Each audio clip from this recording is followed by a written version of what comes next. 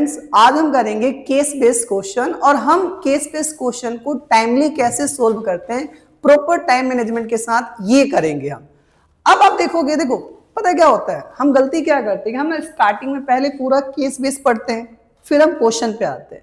इससे आपका पूरा टाइम क्या जाता है, बर्बाद जाता है। बहुत सारे क्वेश्चन ऐसे होते हैं केस बेस के जिसमें आपको ना पूरा पैराग्राफ पढ़ लोगे और पैराग्राफ में आंसर ही नहीं मिलेगा आपको। सिंपल सा आपको क्वेश्चन पढ़ना होता है और आंसर करना होता है। अब यहाँ पे जैसे एक क्वेश्चन आपको दिखाई दे रहा है, यहाँ पे क्या पूछा गया है कि आपको 2 टाइप्स के रिवेन्यू रिसिप्ट बताने हैं। तो अगर आपने बजट टॉपिक पढ़ा होगा तो आपको पता है हमारे पास 2 टाइप के रिवेन्यू रिसिप्ट क्या होता है, एक टैक्स रिसिप्ट होता है और एक नॉन टैक्स रिसिप्ट होता है। तो आप ये केस बेस पढ़ोगे तो यहाँ पे क्या दिखाई दे रहा है आपको कि हमारे पास 2 टाइप के, एक तो टैक्स रिवेन्यू है और एक नॉन टैक्स रिवेन्यू है। इसका मतलब कि पहले का आंसर तो मुझे यहाँ पे मिल गया।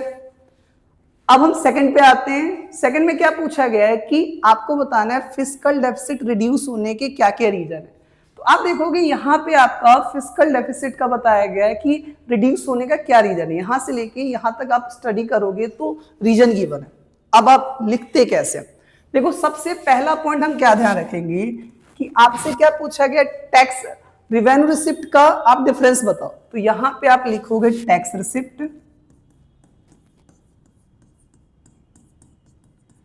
और इसको क्या करोगे, एक्सप्लेन करोगे टैक्स रिसिप्ट क्या होता है। फिर आप यहां पे लिखोगे नॉन टैक्स रिसिप्ट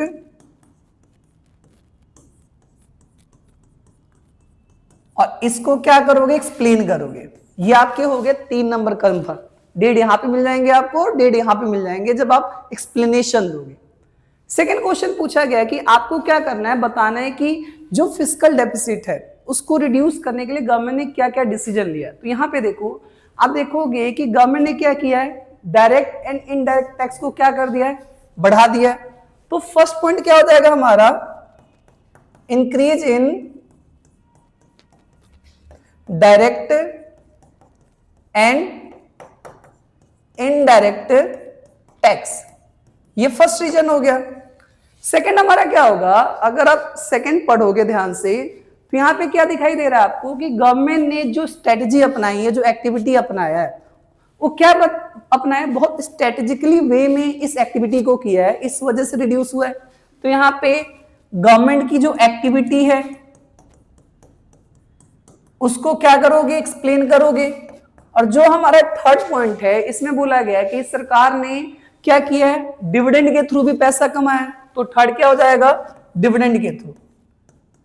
ये 3 आंसर लिख दोगे, आपके 3 नंबर मिल जाएंगे। बस आपको एक्सप्लेन करना होगा। अब पता है तुम्हारे में से बच्चे क्या करते हैं, जैसे अभी रिसेंट में मैंने प्री बोर्ड चेक किया तो उसमें क्या देखा, बच्चा ना पूरा यहाँ पे बेटा क्या हो रहा है कि बच्चा यहां से लेके यहां तक पूरा सेम टू सेम टेप दे रहा है। ये टीचर की रिस्पॉन्सिबिलिटी है कि सर आप ढूंढ लो आंसर, नंबर दे दो। तो यहाँ पे क्या होता है कि ऐसे नहीं होता, आपको क्वेश्चन सही से अटेम्प्ट करना होता है, तब जाके आपको क्या मिलते हैं, मार्क्स मिलते हैं। ठीक है, थैंक यू।